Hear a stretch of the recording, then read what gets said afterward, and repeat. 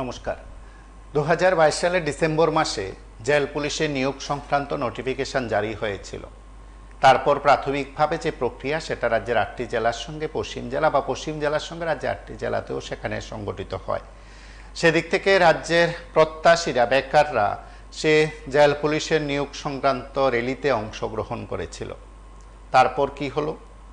রহস্যজনকভাবে এই সংক্রান্ত বা নিয়োগ সংক্রান্ত যে নোটিফিকেশন ওই সময় সরকারের ওয়েবসাইটে কিংবা বলা যেতে পারে সংশ্লিষ্ট দপ্তরের ওয়েবসাইটে দেওয়া হয়েছিল, তা রহস্যজনকভাবে যেন এখন সরে গেছে বা আপলোড করা হয়েছিল, সেই আপলোড এখন আর পরীক্ষার্থীরা বা চাকরি প্রত্যাশীরা দেখতে পাচ্ছেন না।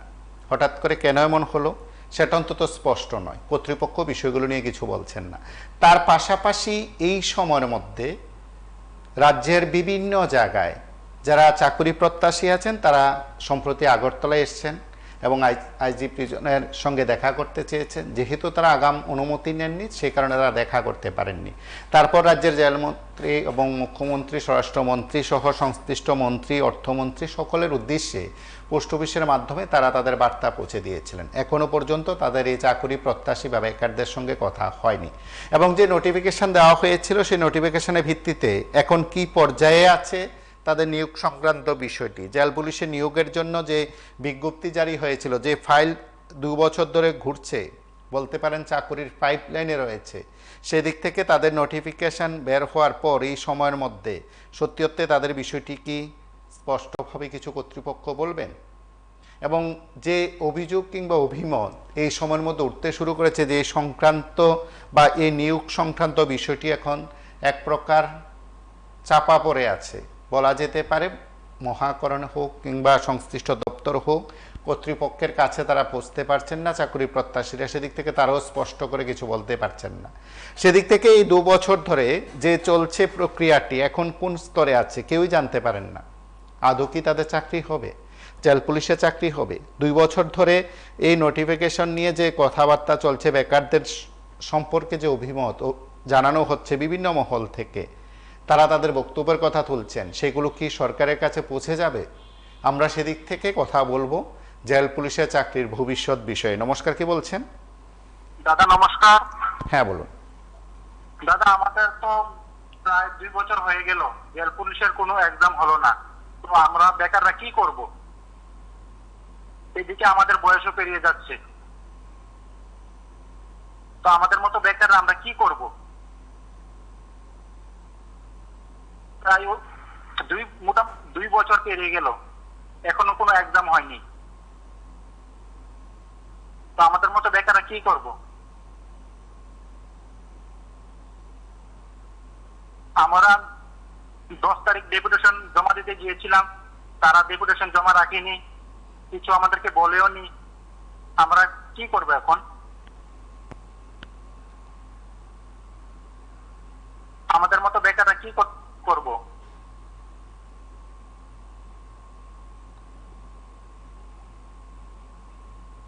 হ্যালো, হ্যাঁ বলুন। কি করব আসলে আমরা মতো বেকাররা? এখনো এক্সাম হয়নি, তাই 2 বছর পেরিয়ে গেল, আমরা এখন ঘরে বসে আছি। আমাদের এবং কয়েকটি ক্ষেত্রে দপ্তর উদ্যোগ গ্রহণ করেছিল, বলা যেতে পারে চাকরির প্রত্যাশীরা সেখানে তাদের মতন করে কথা বলতে চেয়েছেন। সংশ্লিষ্ট কর্তৃপক্ষের কি বক্তব্য নিঃসন্দেহে সেটা জানা দরকার, বা সংশ্লিষ্ট কর্তৃপক্ষ আদৌ কি চেয়েছেন, আদৌ কি চাইছেন, নিয়োগ হবে কি না, নিয়োগ কবে হবে, বা নিয়োগ প্রক্রিয়া কত দূর এগুলো, এ সংক্রান্ত ফাইল কোন পর্যায়ে আছে সেগুলো জানতে চান। কিন্তু নোটিফিকেশন যেভাবে দেওয়া হয়েছে সেই নোটিফিকেশন তাদের এখনো অনেকেই সেই নোটিফিকেশনের বাস্তবতা খুঁজে পাচ্ছেন না বলে দাবি করেছেন। নমস্কার, কি বলছেন? হ্যালো। হ্যাঁ হ্যালো। হ্যাঁ বলুন। হ্যাঁ স্যার, আমি একজন ত্রিপুরা পুলিশের ক্যান্ডিডেট স্যার। হ্যাঁ বলুন। আমরা তো স্যার হেডকোয়ার্টারে গিয়ে স্যার ডেপুটেশন জমা দিই, আমাদেরকে তো স্যার জানানো হয় যে স্যার জুলাই মাসে 5 তারিখে কিছু একটা জানানো হবে, নোটিশ দেওয়া হবে, ঠিক আছে? হ্যাঁ বলুন। তো স্যার আমাদের তো স্যার প্রায় 3 বছর হয়ে গেছে, ঠিক আছে? এখন পর্যন্ত স্যার আমাদের প্রসেস চলছে, তো আমরা চাই স্যার খুব তাড়াতাড়ি যেন আমাদের দুর্গাপূজার কাছে ফাইনাল প্রসেসটা কমপ্লিট করে, আমাদের ভ্যাকেন্সিটা কমপ্লিট করে 1000 পুলিশ কনস্টেবলের ম্যানেজমেন্টটা।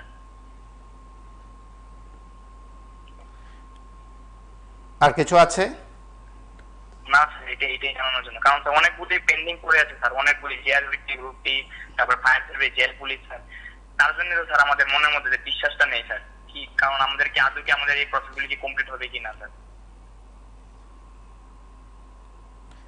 আপনারা কতজন ইন্টারভিউ দিয়েছিলেন? স্যার আমরা দিয়েছিলাম কতজন না, কিন্তু আমরা স্যার রিটেন এক্সাম কোয়ালিটি মানে রিটেন এক্সাম দিয়েছি স্যার 6202 জন। অবশ্যই। আমরা সেদিক থেকে কয়েকটি বিষয় যখন আমরা আপনাদের কাছে তুলে ধরার চেষ্টা করি, আপনারা যারা আমাদের সঙ্গে থাকেন, নিয়মিত যারা কথা বলেন, তারা সেই চাকরির বিষয়গুলো নিয়ে জানতে চান। চাকরি প্রত্যাশীরা বিভিন্ন সময় সংবাদ মাধ্যমের মুখোমুখি হয়েছেন, বিভিন্ন সময় সংবাদ মাধ্যমের দ্বারস্থ হয়ে তারা তাদের বক্তব্য উপস্থাপন করেছেন। সেদিক থেকে জেল পুলিশ হোক, রাজ্যের পুলিশ কনস্টেবল হোক, স্পেশাল এক্সিকিউটিভ হোক, জেআরবিটি গ্রুপ ডি হোক, কিংবা বলতে পারেন সেখানে ফার্মাসিস্ট হোক, অন্যান্য যে চাকরিগুলো আছে সে চাকরিগুলো কোন পর্যায়ে এখন আছে? নমস্কার, কে বলছেন? হ্যালো, নমস্কার স্যার, আমি ত্রিপুরা ফায়ার সার্ভিসের একজন ক্যান্ডিডেট বলছি। হ্যাঁ, বলুন। স্যার, আপনারা যেভাবে জেল পুলিশ নিয়ে আলোচনা করছেন, স্যার জেল পুলিশের আগে আমি শুধু জেল পুলিশ নিয়ে পার্টিকুলার বলছি না, ত্রিপুরার যে সমস্ত বেকার সংখ্যা বাড়ছে দিন দিন, যেভাবে আপনি ভেবে দেখুন, গ্রুপ ডি, তারপর fire service, Tripura police, jail police, কিছুই ভ্যাকেন্সি তার নেওয়া হচ্ছে না। আমরা তার ত্রিপুরা ফায়ার সার্ভিসে 3 বছর হয়ে যাচ্ছে ক্যান্ডিডেট, আমরা রিটার্ন কমপ্লিট, তার আমাদের ফিজিক্যাল কমপ্লিট কোয়ালিফাই করে বসে রয়েছি। এক একজন বেকারের এই চলে যাচ্ছে, আমাদের বাড়ির উপরে ডিপেন্ড করে বসে থাকতে হচ্ছে। কতদিন আর বাবা মার হোটেলে আমরা খাবো? আর স্যার আমরা বেকাররা আর কি করবো? না কোনো চাকরি আছে স্যার, না কোনো কিছু আছে আমাদের। হ্যালো, হ্যাঁ, বলুন। তারপর আমরা বেকাররা কোথায় যাবো এখন? আমরা যদি রাস্তাতে নামি, আমরা যদি ধর্নায় বসি, বৃহত্তর আন্দোলনে বসি, তাহলে আমাদের কি করবে? পুলিশ এসে আমাদের লাঠি পিটা করবে, উঠিয়ে নিয়ে চলে যাবে। তাহলে তো আমরা বেকাররা করবো কি স্যার? বলেছে এই ভোট গেলেই দেবে। আমরা শুধু অপেক্ষাই করছি। অপেক্ষা করতে করতে 3টা বছর পেরিয়ে গেছে, বাট আমাদের ত্রিপুরা ফায়ার সার্ভিসে আজ পর্যন্ত স্যার এখনো কোনো খবর নেই স্যার।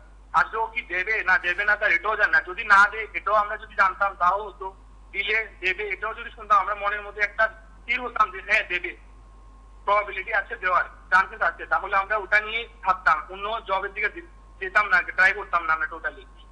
বাট স্যার কোনোটাই হচ্ছে না, কোনো কিছুই হচ্ছে না। নমস্কার, কে বলছেন? হ্যালো, হ্যালো, নমস্কার, কে বলছেন? হ্যালো, আমি জেল পুলিশ থেকে বলছিলাম। হ্যাঁ, বলুন। স্যার বললাম যে আমাদের যে প্রসেসিং থেকে 2 বছর ধরে আটকে আছে, আমরা তারা এরকম এক্সাম সিজিএল এক্সাম দিয়েছিলাম। তো আপনাদের মাধ্যমে আমি বলতে হচ্ছে যে আমাদের মাননীয় মুখ্যমন্ত্রী যে আমাদের যে ফিজিক্যাল এক্সাম হয়েছে এটা কোয়ালিফাই করেছি আমরা, এটা একটা লিস্ট বের করার জন্য। আর আমাদের অতি সত্তর আমাদের যে রিটেন এক্সাম আর আপনার ভাইবারটা আমাদের কমপ্লিট করার জন্য আপনাদের কাছে একটু রিকোয়েস্ট করছি যে আপনারা যদি আমাদের হেল্প করে যদি একটু মাননীয় মুখ্যমন্ত্রীর কাছে একটু কিছু বলতে পারতেন যে আমাদের প্রসেসিংটা কতদূর মানে চলছে বা কি হচ্ছে আমাদের প্রসেসিংটা, এটা খুব উপকৃত হবো আমরা। হ্যালো, আপনাদের বক্তব্য আমরা সকলের কাছে প্রকাশ করি, সকলেই বক্তব্য শুনছেন। সরকারের কাছে যদি এই বক্তব্য পৌঁছে যায়, নিঃসন্দেহে আপনাদের নিয়ে তাদের কি ভাবনা সেটা আমরাও জানতে পারবো। এটাই বলছি স্যার, আমাদের তো সেদিন আমরা গিয়েছিলাম, সেদিন আমরা 10 তারিখ গিয়েছিলাম, কিন্তু এর আগেও আমরা একটা ডেপুটেশনের কাগজ জমা দিয়েছি। আমরা ওই একটা নিউজ চ্যানেল মানে ইউটিউব চ্যানেলে দিয়েছিলাম, কিন্তু তখন আমরা যখন নিউজ চ্যানেল যে লোক আসছিল আপনাদের এখান থেকে, তো ওটা আমরা বলতে ভুলে গেছি। আমাদের কাছে আপনার রিসিপ্ট কপিটা এখনো আছে আমাদের, আমরা যে জমা দিয়েছিলাম 7 তারিখ, আমরা 7/6/2024 মানে কাগজ জমা দিয়েছিলাম আপনার আমরা জনের মানে অফিসে গিয়ে, কিন্তু ওটা আমরা প্রথমে বলতে ভুলে গিয়েছিলাম তখন। কিন্তু আপনাদের কাছে এটা একটা অনুরোধ যে আপনারা যদি একটু আমাদের মুখ্যমন্ত্রীর কাছে যে মাননীয় মুখ্যমন্ত্রীর কাছে একটু বলতেন যে এটা প্রসেসিংটা মানে চলছে আমাদের বা কি হচ্ছে আমাদের, এটা তো আমরা কিছু 2 বছর ধরে তো জানছি না কিছু। আপনাদের তো আমরা তো যত চেষ্টা করছি আমরা তো করছি, এটা আপনাদের লাস্ট আপনাদের আপনারা যদি একটু জিজ্ঞাসা করতে পারতেন আমাদের আপনারা তো ওনাদের সঙ্গে তো অনেক সময় প্রেস মিট বা কিছু করেন, আপনারা যদি একটু জিজ্ঞাসা করতেন যে ওনার কাছে যে আমাদের প্রজেক্টে কি হয়েছে, এতদিন মানে চলছে তো কোনো খবরই পাচ্ছি না, এই জন্যই আপনাদের কাছে একটু ফোন করা যায় না। আর কিছু কথা আছে? না না, এটার জন্য আমি ফোন করেছিলাম আপনার কাছে, এটাই আমার রিকোয়েস্ট, আপনারা যদি একটু আমাদের সিএম স্যারের কাছে একটু বলতেন যে আমাদের প্রজেক্টটা কতদূর মানে কিভাবে হবে বা কি হবে। ঠিক আছে, ধন্যবাদ দাদা, এটাই আমি অনুরোধ রাখছি আপনার কাছে। নমস্কার, কে বলছেন? Hello hello. হ্যাঁ, আমি চট্টগ্রাম থেকে বলছি। হ্যাঁ বলুন। দেখুন, আজকে চাকরি প্রার্থীরা এখান যে ডেপুটেশন দেওয়ার জন্য আগ্রহ থাকে, কিন্তু কর্তৃপক্ষ তার ডেপুটেশনটা নেওয়ার মতো সময় পাওয়াতে পাইল না। আজকে 2 বছর হয়ে গেল বা এক্সাম নিল, তার যে চাকরি দিব সেই পরিকল্পনাও সরকারের নাই। কিন্তু চাকরি কেন, যেই সরকার বিভিন্ন সিম কোম্পানি থেকে টাকা খাইয়া নেট পরিষেবা দিতে পারে না বা ত্রিপুরাবাসীকে, ভারতবর্ষীকে, আর এই সরকারের কাছ থেকে আমরা ত্রিপুরাবাসী কি আশা করতে পারি? তাদের থেকে কিছু আশা করার মতো কাজ তারা করে না, এবং আর চাকরি ও বেকাররা হয়রানি করব। আসলে চাকরি দেওয়ার মানসিকতাই তাদের নাই। এই তাদের যদি চাকরি দেওয়ার মানসিকতা থাকতো, চাকরি প্রক্রিয়া চালু থাকতো, কিন্তু না, প্রক্রিয়াই চালু নাই। মন্ত্রীরা একবার সুকান্ত চৌধুরী বলবো বিজ্ঞপ্তি দিব, একবার রতননাথ বিজ্ঞপ্তি দিব, মুখ্যমন্ত্রী কিন্তু বিজ্ঞপ্তি দিত না। মুখ্যমন্ত্রীর মুখের থেকে আজও বিজ্ঞপ্তি আমরা শুনি না। বিভিন্ন মন্ত্রীরা একটা চাকরি দেবে 3 জনে বিজ্ঞপ্তি দেয়। তাহলে 30টা চাকরি যদি হয়, তাহলে 3 জনে বক্তি লোক দিতে হয়, তাহলে বেকাররা পাগলের মতো এই বাবার দিনের পয়সা খরচ করে বুঝিনি গিয়ে এই দৌড়াদৌড়ি করে। কিন্তু আসলে চাকরি দেওয়ার নাম তাদের নাই। আর তাদের এই ত্রিপুরাবাসীর পোলাপানদের, বেকার পোলাপানদের চাকরি দিব এই আশাও নাই, কারণ জনগণের ট্যাক্সের টাকা খায়। তারা তো চিন্তা নেই, তারা তো এই চিন্তাই না যে বেকার সমস্যার সমাধান করতে। আর যদি যতটুকু পারো তুমি চাকরি প্রক্রিয়াটা চালু রাখো, ভ্যাকেন্সি গুলা পূরণ করো। থানাতে আরেকটা দপ্তরের রূপ নাই দিলে কইলেই চলে, কিন্তু আর যদি ভ্যাকেন্সি গুলা পূরণ করো, কিন্তু অনেক ছেলে মেয়েরা আমার ত্রিপুরাবাসী, আর এই বিজেপির ঘরে হোক, নাহলে সিপিএম এর ঘরে হোক, কংগ্রেসের ঘরে হোক, আমার ত্রিপুরার ছেলেরা তো চাকরি পাইতো। যেমন ত্রিপুরার এই ইনকামের সোর্স হইতো, আজকে যদি 1000 পোলাপাইনের কর্মসংস্থান হয়, তাহলে 1000 পোলাপাইনের পরিবারের ভাতের ব্যবস্থা হইল, তাদের অর্থনৈতিক চাঙ্গা হইল। সেই চিন্তাধারা এই সরকারের নাই। এই সরকারের কিন্তু হইলো গরিব বানাইয়া রাখো, বাবারে আমার পেছনে দৌড়লে পরে আমরা দূরে ভাসিয়ে চালাম, আমরা মন্ত্রিসভা করতে কোনো ক্ষতি হইতো না। লাইটের বাহিনী ইলেকশন আইলে বাংলা খানা দিব, আর কিছু টাকা জড়াই দিব, মদ মাংস খাও, আর বিরোধীদের বাড়ি ঘর ভাঙচুর করো। এই চিন্তা করেই এই দেশটারে রাজ্যটারে ধ্বংস করতে দিন। যতদিন তাদের এই চিন্তা দূর নইল, ততদিন এই ত্রিপুরার বেকাররা এই সমস্যার সমাধান হইতো না। তিনি এতটুকুই বলেন। নমস্কার, কে বলছেন? হ্যালো, টিভির সাউন্ডটা বন্ধ করুন। কথা আপনারা যারা আমাদের সঙ্গে কথা বলেন তারা সকলে টিভির সাউন্ড বন্ধ করবেন। কোনো মাধ্যম থেকেই সঙ্গে সঙ্গে কথা বলার, সঙ্গে সঙ্গে কথা শোনার চেষ্টা করবেন না, না হলে অন্যদের কাছে আমরা আপনাদের বক্তব্য পৌঁছে দিতে পারি না। নমস্কার, কে বলছেন? হ্যাঁ দাদা, নমস্কার। হ্যাঁ বলুন। বলছি স্যার, আমি ত্রিপুরার ফায়ার সার্ভিস বলেন, পুলিশ বলেন, সবকিছুতে টিকে বসে রইতাম। 4 থেকে 5 বছর ধরে চাকরি পাবো আশাতে স্যার বসে আছি। কি করবো আমরা ভাই, এটাই বুঝতে পারছি না। এই মাত্র স্যার রাজনীতি যুগালে দিয়ে 7টার সময় বাড়িতে এলাম। কি হবে স্যার ত্রিপুরার ভবিষ্যৎ? পড়াশোনা করবো যে এটা তো মন বসছে না, কারণ পড়াশোনা করে কি হবে, এত টাকা খরচ করে, সেখানে চাকরি নেই। ত্রিপুরা সরকার সেই দিকে একটু গুরুত্ব দিলে ভালো আর কি। আপনার কাছে এটাই অনুরোধ, সরকারের কাছে একটি মেসেজ দেন যেন আমাদের ভবিষ্যতের প্রতি একে এতটুকু পড়াশোনা করে স্যার যুগালি কাম করে বাসাতে আসতে হচ্ছে, পরিবারে বোঝা হয়ে বসে আছে বাড়িতে। কি করবো বলে?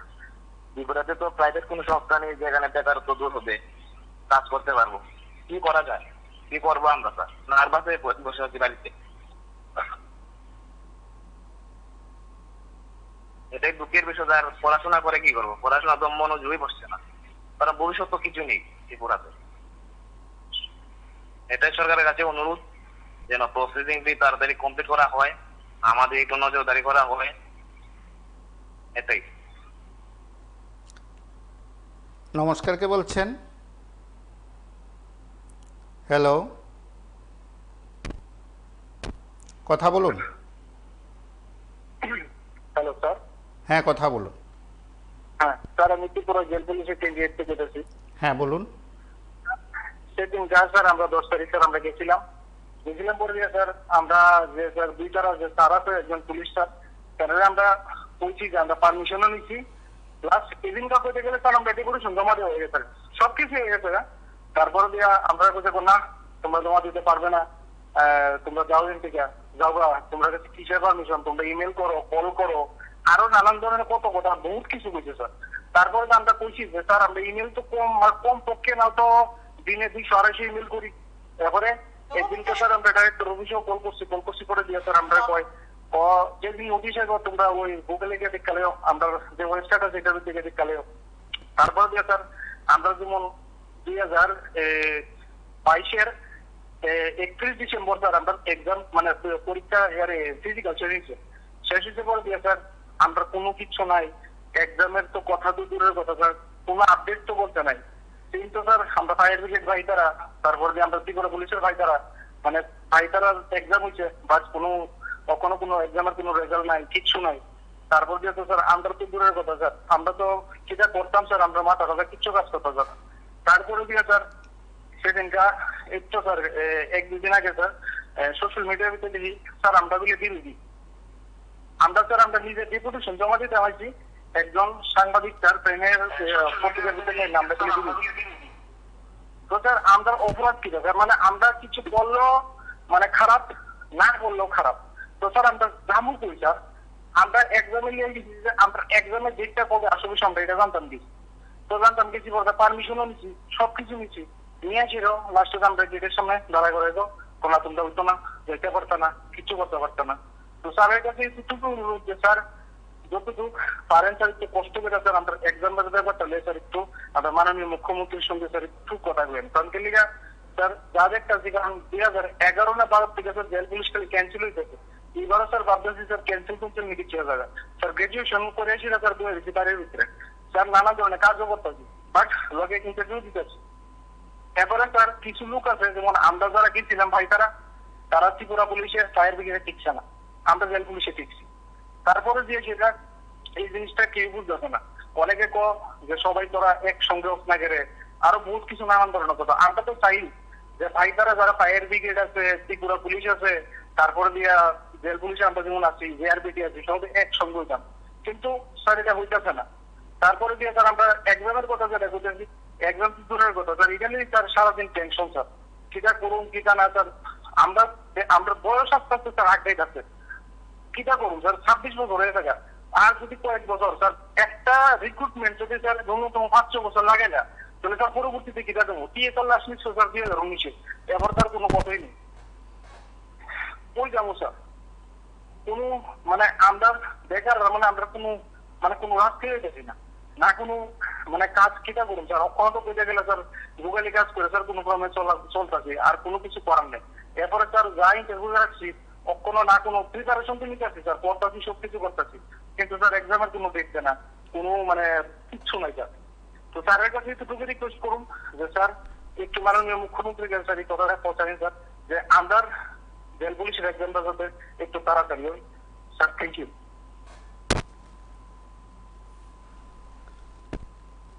নমস্কার, কে বলছেন? Hello hello. হ্যাঁ নমস্কার দাদা, হ্যাঁ, শোনা যায় তো না? হ্যাঁ বলুন। আমার বলার হলো এই যে জেল পুলিশের ভবিষ্যৎ যে কতটা আসলো, বা আরো যারা ইন্টারভিউ দিয়ে রাখছে চাকরি পাইতেছে না, প্রত্যেকের কাছে আমি একটা রাস্তা দেখাই, আবার অনুরোধও জানাই পাশাপাশি সবাই এই যে RSS নেতা আছে, আমাদের ওনার নাম মোহন ভগবতজি, ওনার কাছে রিপোর্ট করা হোক বা দাবি তোলা হোক যে আমরা ইন্টারভিউ না হয়েছে, আপনারা কেন এই অবস্থায় রাখছে। কারণ দেখুন, ত্রিপুরা সরকার এই যে যারা আজকে সিপিএম বলুন বা কংগ্রেস যত এমপি হয় আর কি, এমপি এমএলএ যা হয় এদের আন্ডারে হয়, এদের কোনো ক্ষমতা থাকে না। এটা দেখা যাবে, বোঝানোর জন্য আমি বলছি, এদের স্বার্থ এরা পাওয়া গেছে। এরা দরকার এমপি হওয়ার, এমএলএ হওয়ার বা যাই হওয়ার, মুখ্যমন্ত্রী হওয়ার, এই হওয়ার, সেটা তারা দায়িত্ব তারা কিন্তু পাওয়া গেছে। বাকি তারা কিছু করে নাই। তবে একটা কথা করতে পারে, যখন একটু কিছু অর্ডার আসে যে লোক রিক্রুট করো, তখন তারা বাঁচাই পর্বটা করতে পারে, কিন্তু অর্ডারটা আয় ওই মূল জায়গা থেকে। আপনার তার একটা প্রমাণ আছে, সিপিএম যে যখন জ্যোতি বসু প্রধানমন্ত্রী হওয়ার কথা ছিল, তখন কিন্তু দলের পার্টির যে সর্বসভা ওই এরাই কিন্তু বাধা দিয়েছিল যে প্রধানমন্ত্রী হওয়া যাবে না। তা আজকে যে ভারতবর্ষের যে প্রধানমন্ত্রীর থেকে আরম্ভ করে চিফ মিনিস্টার যাই রিক্রুট করা হয়, মানে পদ দেওয়া হয়, এইগুলি কিন্তু করে মোহন ভাগবত। তো আমি বলবো এদেরকে আরএসএস নেতা মোহন ভাগবতের চাপে ফেলাইলে প্রত্যেকের কিছু হইব, এবং তারা সারা ত্রিপুরা রাজ্যে একটা আন্দোলন করুক, এবং প্রত্যেকে মিলে যতগুলি ইন্টারভিউ দেওয়া হচ্ছে যে ডিপার্টমেন্টে, সবাই একত্রে হইয়া মোহন ভাগবতের চাপে ফেলার চিঠি দিক, এবং চাপে ফেলাইলে দেখবেন আশা করি তারা রাস্তা পেয়ে যাবে। জয় কিছু আন্দোলন করা হবে, ইন্টারভিউ নামে দুর্নীতি করা হবে, যাই কিছু করুক, যতদিন বিজেপি সরকার থাকবে ততদিন মোহন ভাগবতের চাপে রাখুক। আশা করি তারা লাভবান হবে, লোকসান হবে না। এরা তো শুধু ত্রিপুরা সরকারের যারা মুখ্যমন্ত্রী বলেন যে যে ডিপার্টমেন্টের লোক নেওয়া হয়েছে, জেলমন্ত্রী ফেলমন্ত্রী, এরা তো শুধু নির্বাচন করতে পারে, মানে লোকটিরে যাচাই করে তাদের পাস করানো, ফিল করানো, এই কাজগুলি তারা করতে পারে। আর কি করতে পারে এরা? মঞ্জুরি আনা, চাকরির মঞ্জুরি আনা, যাই কিছু আনা, দেশের ডেভেলপমেন্ট, রাজ্যের ডেভেলপমেন্ট সব মোহন ভাগবতের ইশারায় হইতেছে। তো ওনাকে চাপু পালা, ওনার কাছে বেকার রাজা, এটাই আমার অনুরোধ আপনার মাধ্যমে। এরা প্রত্যেকে বিশ্বাস করুক আমার কথাটা, এরা লাভবান হবে, নাহলে কিচ্ছু হবে না। এদের জীবন বরবাদ করে ছেড়ে দিব যদি মোহন ভাগবত চাপে না বলায়। ও আড়ালে থেকে সবকিছু করাইতে হবে। নমস্কার দাদা। নমস্কার, কে বলছেন? হ্যালো,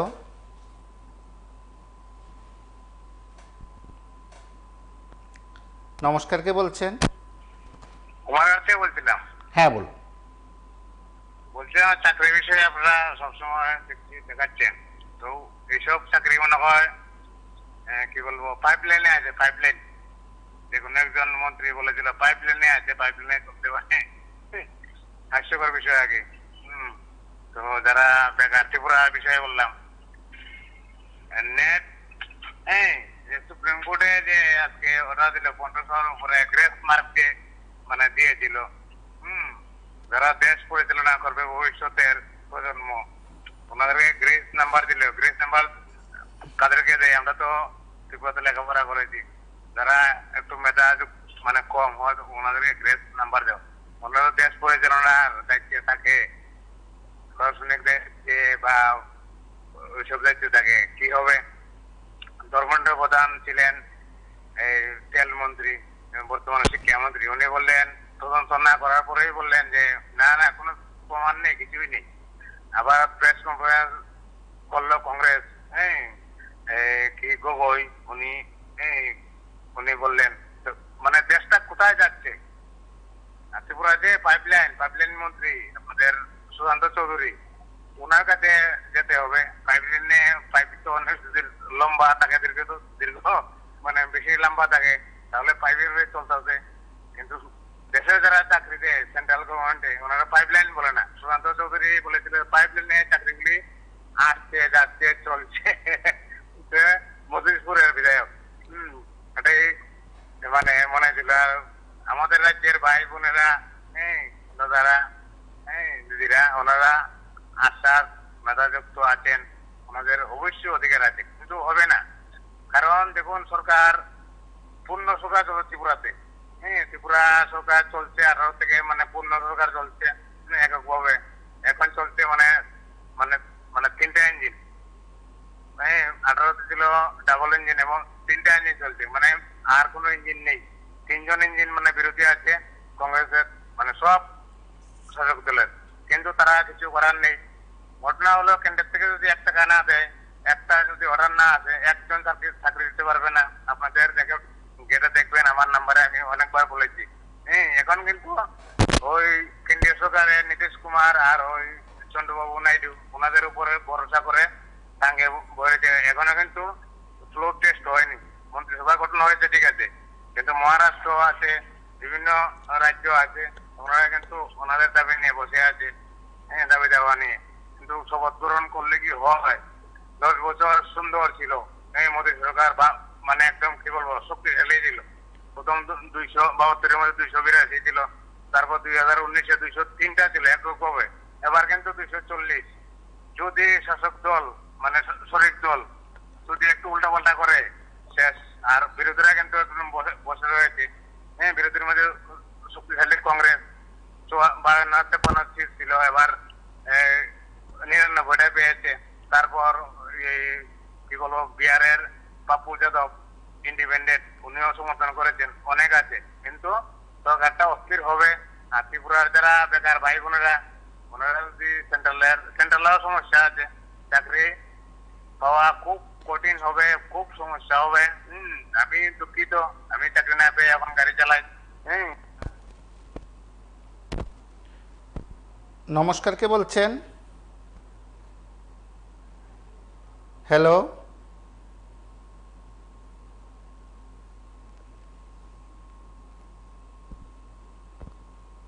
নমস্কার, কে বলছেন? হ্যালো, নমস্কার, আগরতলা থেকে বলছি। হ্যালো হ্যালো হ্যাঁ, কথা শোনা যাচ্ছে, বলুন। দেখুন, আমার অভিজ্ঞতা থেকে আমি বলছি যে এই সরকারের উচিত হিসাব করে প্রশাসন চালানো। কারণ আমি দেখেছি, আমি সুকুমার বাবুর মন্ত্রিসভার প্রথম থেকেই দেখেছি মন্ত্রী অফিসাররা কি হারে সরকারি পয়সা খরচ করত। হয়তো সুকুমার সেন নিজে কিন্তু অপব্যয় করতেন না, কিন্তু অন্যান্য মন্ত্রী অফিসাররা যা খুশি তা করতেন। এবার অফিসের খরচ থেকে শুরু করে গাড়ি ঘোড়া, মানে লক্ষ লক্ষ টাকা ব্যয় করতেন ওরা। এইটা 78 সনে দেখলাম নিতেন বাবু মুখ্যমন্ত্রী হয়ে উনি আদেশ জারি করলেন যে সরকারি গাড়ি নিয়ে কোনো অফিসার, কোনো মিনিস্টার, কোনো আধিকারিক বাজারে যেতে পারবেন না, অর্থাৎ পার্সোনাল কাজে সরকারি গাড়ি ব্যবহার করতে পারবেন না।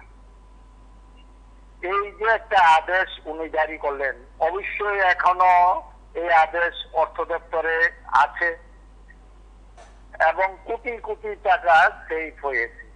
অফিসারদেরকে যারা নাকি আপনার 70-80 হাজার টাকা বেতন পায় আইএস অফিসার, তাদেরকে দায়িত্ব দেওয়া হয়েছে যে তোমরা 2000 টাকার বেশি তা খরচ অফিসে খেতে পারবে না। এটা একটা মানে সাংঘাতিক উপকার। এখন ত্রিপুরা রাজ্যে চাল চলছে আর কি হরির লোড, কার গাড়ি কোন গাড়ি সরকারি গাড়ি কিচ্ছু কিন্তু বলার নেই। সব প্রাইভেট গাড়ি ভাড়া নিয়ে এই চেয়ারম্যান ঘুরে সেই চেয়ারম্যান ঘুরে কোটি কোটি টাকা সর্বনাশ হয়ে যাচ্ছে। ট্যাক্সের টাকা মানুষের সর্বনাশ করছে ওরা। যদি হিসাব করে দিল্লি থেকে আর ত্রিপুরা পর্যন্ত হিসাব করে সরকার চালাতো, তাইলে বহু মানুষের উপকার হতো। ওরা হরির লুটের মতন টাকা পয়সা নষ্ট করছে। আমার মনে হয় তদন্ত করলে আর পুরানো অর্ডারগুলি বের করলে দেখা যাবে আকাশ পাতাল তফাৎ। এই যে একটা অবস্থা, এই অবস্থাটা যতদিন না বন্ধ হবে এতদিন এই বেকার সমস্যা এইভাবেই থাকবে। কারণ বেকার পোস্ট মানে কি, পোস্ট তো আর কার্ডের বাক্স নয়, টাকা। এই টাকাগুলি ওরা অন্য খাতে খরচ করে ফেলছে বছরের পর বছর, নিয়োগ করছে না। অথচ এই পোস্টগুলি বেকারের, অর্থাৎ টাকাগুলি বেকারদের ভাগ্যে থাকার কথা, এরা এই করছে। এটাই আমার বক্তব্য। নমস্কার।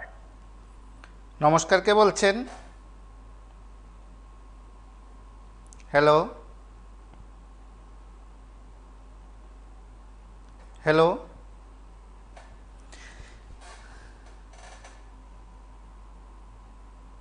নমস্কার, কে বলছেন?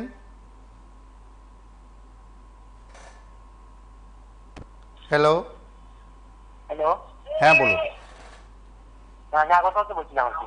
হ্যাঁ বলুন। বলছিলাম ত্রিপুরা পুলিশ 2022-21 নোটিফিকেশন দিচ্ছে।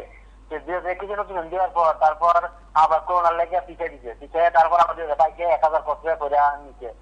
তো ইলেকশন আইলে যে করে নোটিফিকেশন দিয়ে ইলেকশনের আগে তাড়াহুড়ো করে ফিজিক্যাল বা যাই হোক এক্সাম নেয়, কিন্তু তারপর ইলেকশন শেষ হলে আর কিছু নেয় না। তো আমি ত্রিপুরা ভবিষ্যতে নিজের কইতেছি, টুক আপনি যদি সরকারের কাছে নজরে আনেন যে ইমিডিয়েট যাতে এটা নিয়ে আর কি। আমরা তো বয়স শেষ, আর ইচ্ছা করলেও আর একটা নিচে দিতে পারতাম না। তো কিটা করুম, অনেক টেনশন আছে যে 14 দিন দিল পুলিশ, এরপরে দেওয়া নিচ্ছে না। এটা আশা করতে করতে করতে করতে 2022 ফিজিক্যাল দিলাম। ফিজিক্যাল দেওয়ার পরে তখন এই জানুয়ারি মাসে ফেব্রুয়ারি মাসের দিকে নিচে এক্সাম নিয়ে 5 মাস ধরে এখন রেজাল্ট দেয় না।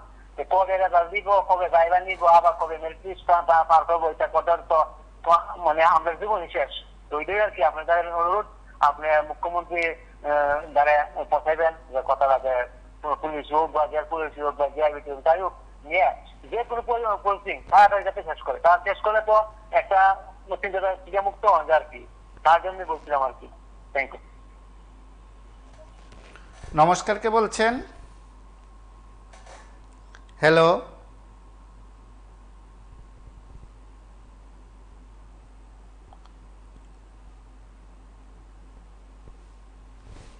নমস্কার, কে বলছেন?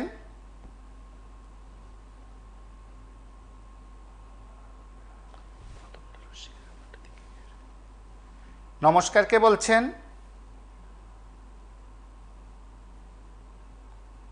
হ্যালো,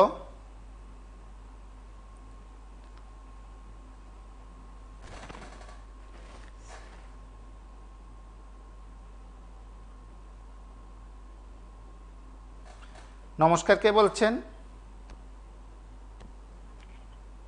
হ্যালো, হ্যাঁ বলুন। হ্যাঁ স্যার নমস্কার। হ্যাঁ বলুন। স্যার আমি Tripura police, Tripura jail police, fire service, জেআরবিটির একজন ক্যান্ডিডেট। স্যার একটা ইন্টারভিউ নিয়ে যদি এতদিন লাগে ইন্টারভিউ প্রসেস কমপ্লিট করতে, তাহলে স্যার আমরা কিটা করবো? আমরা তো বয়স যেতেছে না, এই যেতেছে বাড়ির থেকে অত চাপ দেয়। যেহেতু আমরা কিছু একটা দিয়ে টিকছি, সরকার যদি এতদিন লাগে কোন একটা প্রসেস কমপ্লিট করতে, তাহলে কেমন হইব স্যার?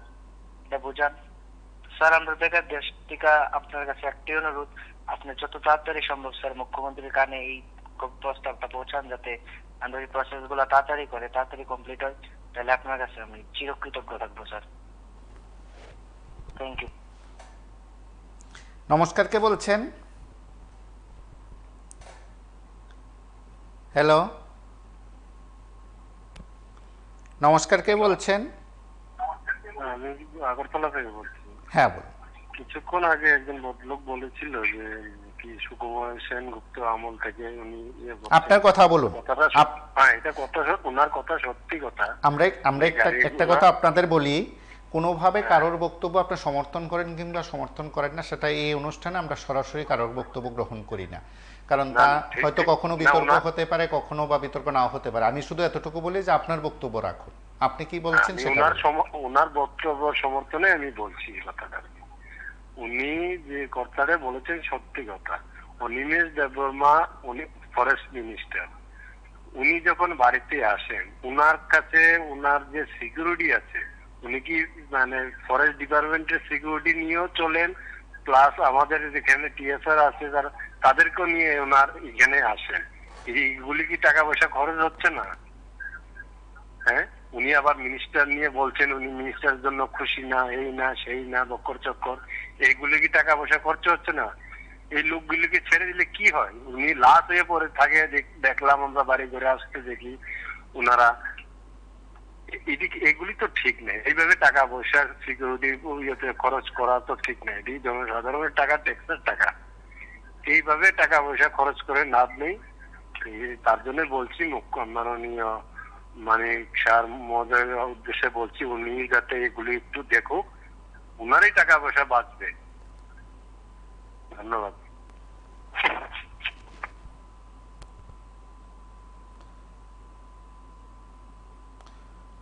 নমস্কার, কে বলছেন? হ্যালো। হ্যালো, হ্যাঁ বলুন। হ্যাঁ নমস্তে দাদা। হ্যাঁ বলুন। আমি ত্রিপুরা জেল পুলিশের একজন ক্যান্ডিডেট দাদা। বলছিলাম যে ত্রিপুরা জেল পুলিশ দাদা আজকে 2 বছর হয়ে গেছে, এটার কোনো ফিজিক্যাল নেওয়ার পরে আর কোনো এক্সামের কোনো কথাই বলছে না সরকার থেকে। আর ডেপুটেশনও জমা দিতে গেলাম, তারা ডেপুটেশনও রাখছে না। আর আমরা আগে থেকে কথা বলে গিয়েছিলাম, কিন্তু ওরা বলছে না, অনুমতি নিয়ে আসতে হবে। আমার কথা হলো যে মানে আজকে 2 বছর হয়ে গেল, ফিজিক্যালের পরে আমরা সবাই একটা আশা যে আমরা পড়বো, তারপরে একদম বসবো, আমরা নোটস নিয়ে পরে আজকে 2 বছর একটা নোটস পড়ছি, একটা আশা নিয়ে আছি, কিন্তু দেখলাম যে মানে কোনো রিপ্লাই নেই সব থেকে। এর ভিতরে আমাদের মানে রাস্তা রাস্তা ঘুরতে হচ্ছে। তো মানে গভর্নমেন্ট কি চায় আমরা কি রাস্তা রাস্তা ঘুরি নাকি? হ্যাঁ বলুন। আর কিছু আছে? না ওটাই, মানে কবে হবে না হবে, কি দেবে না দেবে না, এটা তো কিছুটা তো বলবে। মানে আমরা তো একটা আশায় আছি না, এতটুকু দাদা। মানে যদি তাড়াতাড়ি হয় আপনার তরফ থেকে, মানে আপনাকে বলছি, আপনি যদি পারেন এই কথাগুলো একটু রাখবেন সবার সামনে।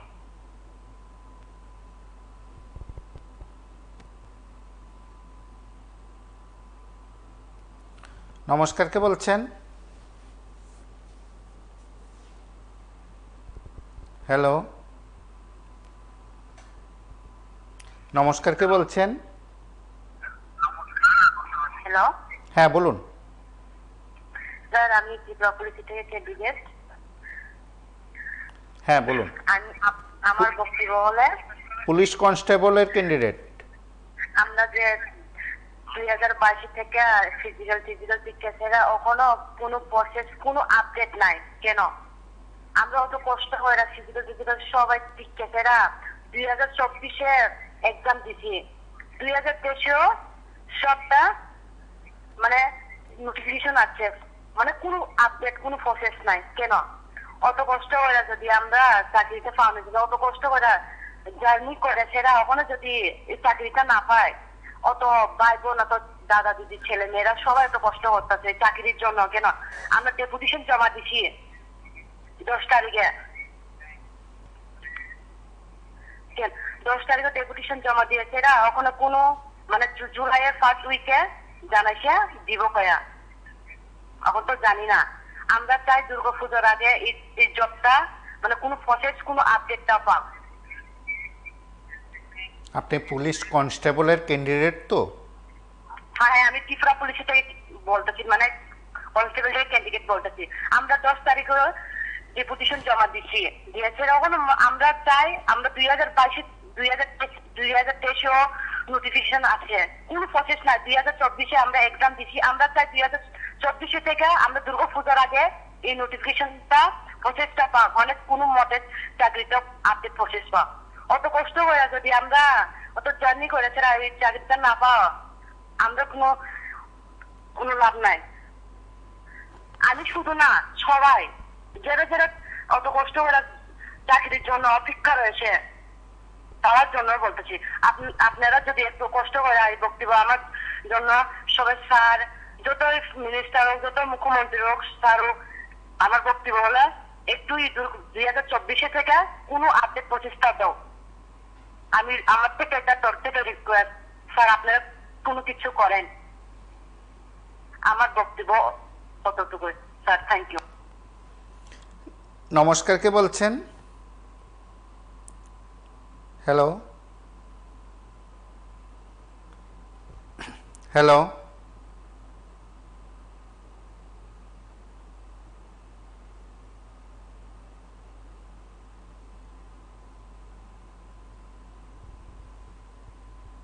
নমস্কার, কে বলছেন? এবং আমরা প্রত্যেকে জানেন 2022 সাল হোক বা 2021 সাল হোক বা 2000 সাল হোক, তখন বেশ কয়েকটি চাকরি সংক্রান্ত নোটিফিকেশন বের হয়েছিল। বেশ কয়েকটি নোটিফিকেশনের মধ্যে অন্যতম অবশ্যই জেল পুলিশ যেমন রয়েছে, পুলিশ কনস্টেবল রয়েছে, জেআরবিটি গ্রুপ ডি রয়েছে। যদিও জেআরবিটি গ্রুপ সির চাকরি দীর্ঘদিন পরে হলো, যে সে চাকরি নিয়ে একেবারে প্রশ্নহীন চাকরি প্রক্রিয়া সম্পন্ন হয়নি, সেটা প্রত্যেকেরই জানা। এবার যখন গ্রুপ ডির চাকরি প্রক্রিয়া শুরু হলো, তখনও চাকরি প্রত্যাশী যারা চাকরি আশায় আছেন তারা বারবার দপ্তরের কাছে যাচ্ছেন। দপ্তর কর্তৃপক্ষ এখনও স্পষ্ট করে কিছু বলছেন না। মেধা তালিকা কবে প্রকাশ হবে সেই বিষয়টিও এখনও কারোর কাছে পরিষ্কার নন। এবং সেদিক থেকে বলা যায় অন্যান্য যারা চাকরি প্রত্যাশী আছেন, যারা ইন্টারভিউ দিয়েছেন এবং দপ্তরের ভাষায়, সরকারের প্রতিনিধির ভাষায় যেখানে চাকরি পাইপলাইনে বলা হয়, সেই পাইপলাইনে কোন স্তরে আছে সেটাও কিন্তু পরিষ্কার নন। পাইপলাইনে কি সত্যি সত্যি চাকরি আছে না পাইপলাইন থেকে বেরিয়ে গেছে সেই চাকরি, সেটাও কারোর কাছে পরিষ্কার নন। দপ্তরের যে ওয়েবসাইটগুলো আছে সেখানেও বিস্তৃতভাবে কিছু জানানো হচ্ছে না। সেদিক থেকে যারা চাকরি প্রত্যাশী আছেন, আমাদের সঙ্গে যারা কথা বলে নিয়মিত যারা যোগাযোগ রাখেন, তাদের মধ্যেও অনেকে এই বিষয়গুলো নিয়ে কথা বলেন। শুধু আমাদের নয়, সংবাদ মাধ্যমের কাছে সরাসরি তারা তাদের প্রতিক্রিয়া ব্যক্ত করেন। এই প্রতিক্রিয়ার মাধ্যমে তারা দাবি করেন সরকার কর্তৃপক্ষের কাছে, মুখ্যমন্ত্রীর কাছে, অন্যান্য মন্ত্রীর কাছে, যে তাদের চাকরি বিষয়টি যেন ত্বরান্বিত করা হয়। শুধু তাই নয়, টেট উত্তীর্ণ যারা আছেন তারাও অপেক্ষা করছেন। এসটিজিটির বিষয় না হোক, সেটা বিচারাধীন বিষয় বলছেন কর্তৃপক্ষ, তাই দাবি করছেন। সেটা বাদ দিলে অন্যান্য যে চাকরিগুলো আছে সেই চাকরিগুলো এখনই দেওয়া হবে সেটা কিন্তু কেউই নিশ্চিত করে বলছেন না। কোনো কর্তৃপক্ষ সরাসরি এই চাকরি সংক্রান্ত বিষয়ে সরাসরি কোনো কথা বলছেন না। যখন নির্বাচন ছিল, মানে লোকসভা নির্বাচনের প্রচার ছিল, তখন কয়েকজন মন্ত্রী নিজের থেকেই ভাষণ রাখতে গিয়ে নিজের থেকে বলেছেন এখন নির্বাচন চলছে, সুতরাং এই নির্বাচনের সময় আদর্শ আচরণবিধি লাগু আছে, সুতরাং এই সময়ের মধ্যে কিছু করা যাবে না। তো তারপর নির্বাচনের প্রক্রিয়া শেষ হলো, আদর্শ আচরণবিধি প্রত্যাহার হলো, তারপর কেটে গেল কয়েকটা দিন, বলা যেতে পারে এক সপ্তাহ হয়ে গেছে। এখনো পর্যন্ত কর্তৃপক্ষ অন্তত চাকরি সংক্রান্ত বিষয়ে, রাজ্যের বেকারদের চাকরি সংক্রান্ত বিষয়ে কিছু বলছেন না। তবে সূত্রের দাবি, কিছুক্ষণ আগে মন্ত্রিসভার বৈঠক শুরু হলো, যেহেতু লোকসভা নির্বাচন মৌসুমে বৈঠক হয়নি, তারপর লোকসভা নির্বাচনের এই প্রক্রিয়া শেষ হওয়ার পর খুব সম্ভবত আজ প্রথম রাজ্য মন্ত্রিসভার বৈঠক হয়েছে। সেই রাজ্য মন্ত্রিসভার বৈঠকে পাইপলাইনে চাকরি সংক্রান্ত বিষয় নিয়ে কোনো সিদ্ধান্ত যদি থাকে, অবশ্যই আমরা আপনাদের কাছে সবার আগে তুলে ধরার চেষ্টা করব। কিন্তু এই সময়ে সরকারের তরফে বক্তব্য থাকবে কিনা সেটা হয়তো আগামীকাল পরিষ্কার হবে। তার আগে পর্যন্ত চাকরি প্রত্যাশীরা এই মন্ত্রিসভার বৈঠকের দিকেও তাকিয়ে আছেন। এবং যখনই মন্ত্রিসভার বৈঠক হয় তারপরেও কিন্তু সিদ্ধান্ত নিয়ে রাজ্যের বিগত দিনে রাজ্যের মন্ত্রীরা সেখানে কথা বলেছেন, তারা তাদের প্রতিক্রিয়ার কথা জানিয়েছেন। সেদিক থেকে রাজ্যের হাজার হাজার লাখ লাখ বেকার প্রত্যাশায় ছিলেন যে কি হতে পারে। কেউ কেউ বলছিলেন যে সরকার আন্তরিকভাবে সব কিছু করলে তাদের বিষয়গুলো সেখানে আর থাকছে না, সমস্যার সমাধান হচ্ছে। এবং টেট, এসটিজিটি হোক বা জেআরবিটি হোক, গ্রুপ ডির কথা বলছি, তার পাশাপাশি পুলিশ কনস্টেবল, জেল পুলিশ নিয়োগ থেকে শুরু করে ফায়ার সার্ভিসের যারা চাকরি সংক্রান্ত ইন্টারভিউ মুখোমুখি হন, সেসব চাকরি প্রত্যাশীরাও এখন রাজ্যের একাধিক জায়গায় তারা তাদের মতন করে বিষয়গুলো উত্থাপন করেন, হয়তো কেউ কেউ যান। এবং সূত্রের দাবি রাজ্যের অর্থমন্ত্রীর কাছে বেশ কয়েকটি বেকারদের দল বা বেকাররা সেখানে গেছেন, কথা বলেছিলেন, বিশেষ করে টেট শিক্ষকদের বিষয়টি, টেট উত্তীর্ণদের বিষয়টি, এবং এখনও সেই বিষয় নিয়ে স্পষ্ট করে কিছু বলা হয় না। তো এই চাকরির বিষয়গুলো নিয়ে সরকার আদৌ কি ভাবছেন, সরকার তাদের নিয়োগ সংক্রান্ত বিষয়ে আন্তরিকভাবে কোনো কাজ করছেন কিনা, সেগুলো সরকারের প্রতিনিধিদের জানানো দরকার। সরকারের মন্ত্রিসভার সদস্যরাই সাধারণত সেটা জানান। এবং এই সময়ের মধ্যে যখন মন্ত্রীদের কাছ থেকে কোনো সুস্পষ্ট বক্তব্য নেই চাকরি সংক্রান্ত বিষয়ে, স্বাভাবিক কারণে এই রাজ্যের বেকার যারা আছেন তারা হতাশাগ্রস্ত। আমরা তাদের কথাগুলোই বলছি, আমরা কোনোভাবেই বলছি না যে সরকার কি করছে কি করছে না, সেই ব্যাপারে প্রশ্ন তোলার যারা তারাই তুলছেন। আমরা শুধু এতটুকু বলি, সরকারের কাছেও বোধ হয় প্রত্যেকে সেটা আশা রাখেন যে সরকার একেবারে সুন্দরভাবে সুস্পষ্টভাবে ব্যাখ্যা দিক। চাকরি পাইপলাইনে আছে, পাইপলাইনে কোন জায়গায় আছে, কি পর্যায়ে আছে, প্রত্যেকটি দপ্তরেরই সেখানে চাকরি সংক্রান্ত বিষয়ে ওয়েবসাইটে সব কিছু দেওয়া হয়েছে। সেদিক থেকে আরও একবার স্পষ্ট করে দেওয়া হোক তাদের চাকরির বিষয়টিকে কোন স্তরে আছে, দপ্তর কি ভাবছেন। সেদিক থেকে এইভাবে চাকরির জন্য বেকাররা রাস্তায় নেমে পড়েন, যারা ফায়ার সার্ভিস হোক বা অন্যান্য চাকরির যারা ইন্টারভিউ দিয়েছেন তারাই রাজপথে আসেন, বারবার সংবাদ মাধ্যমের মুখোমুখি হন। যারা জেল পুলিশের মাপ দিয়েছেন বা ইন্টারভিউতে বসেছেন তারাও সেখানে চাইছেন যে তাদের তালিকা প্রকাশ করা হোক, ওয়েবসাইটে তাদের তালিকা দেওয়া হোক, তারা আদৌ সেখানে উত্তীর্ণ হলেন কি না, তাদের বিষয়টি কী স্তরে রয়েছে, দপ্তর কি ভাবছে ইত্যাদি সব কিছুই সেখানে জোরালো করা হচ্ছে। আমরা সেদিক থেকে আপনাদের কাছে কয়েকটি বিষয় যেমন তুলে ধরেছি। অনেকেই বলেন যে বেকারদের কথা আপনারা প্রায়শই বলে রাখেন, আমরা সবার কথা বলার চেষ্টা করি, যাদের কথা বলতে হয়, যারা কথা বলতে চান তাদের কথা তুলে ধরি। এখন সরকার যদি বলে যে হ্যাঁ আগামীকাল সেখানে মেগা চাকরির কর্মসূচি নেওয়া হয়েছে, মেগা চাকরি দেওয়া হবে, সবকটি দপ্তরে শূন্যপদ পূরণ করা হবে, আমরা কথা দিলাম, আমরা বিগ ব্রেকিং হিসাবে সবার আগে সরকারের সেই বক্তব্য আমরা তুলে ধরব। সরকারের মন্ত্রিসভা যে মন্ত্রী সেই সাংবাদিক সম্মেলন করবেন, আমরা লাইভ টেলিকাস্ট করে সেটা রাজ্যের প্রত্যেক মানুষের কাছে জানিয়ে দেব যে রাজ্য সরকার প্রত্যেক বেকারদের জন্য সিদ্ধান্ত নিয়েছে মেগা কর্মসূচি, তার মধ্যে সবকটি শূন্যপদ পূরণ করার সিদ্ধান্ত নিয়েছে সরকার, সেই কথা আমরা সবার আগে তুলে দেব। আবার সরকার যখন চাকরি দিতে গিয়ে একবার সেখানে শূন্যপদ ঘোষণা, আবার নতুন পদ ঘোষণা, আবার কত পদে চাকরি নেবে এই ঘোষণা যদি তিনবার দিতে পারে, সেটাকেও আমরা যেমন মনে করি যে আমাদের দায়িত্ব সকলের কাছে পৌঁছে দেওয়া, ঠিক সরকারের ভাবনা, সরকারের দৃষ্টিভঙ্গি সেগুলো তুলে ধরা দরকার। এবং যারা চাকরি প্রত্যাশী এই সময়ের মধ্যে চাকরির আশা করেন, বিভিন্ন দপ্তরগুলোতে যারা ইন্টারভিউ দিয়েছেন তাদের কথাগুলো আমরা তুলে ধরার চেষ্টা করেছি। এবং গত 3 থেকে